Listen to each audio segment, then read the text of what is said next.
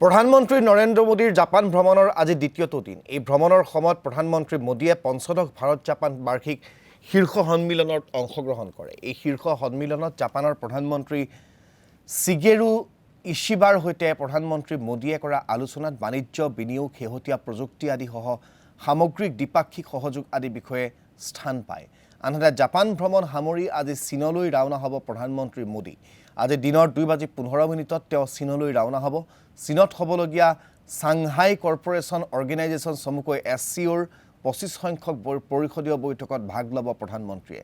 উল্লেখ্য যে এই বৈঠকতে সাক্ষাৎ হ'ব প্ৰধানমন্ত্ৰী নৰেন্দ্ৰ মোদী, চীনৰ ৰাষ্ট্ৰপতি জি জিনপিং আৰু ৰাছিয়াৰ ৰাষ্ট্ৰপতি ভ্লাদিমিৰ পুটিনৰ।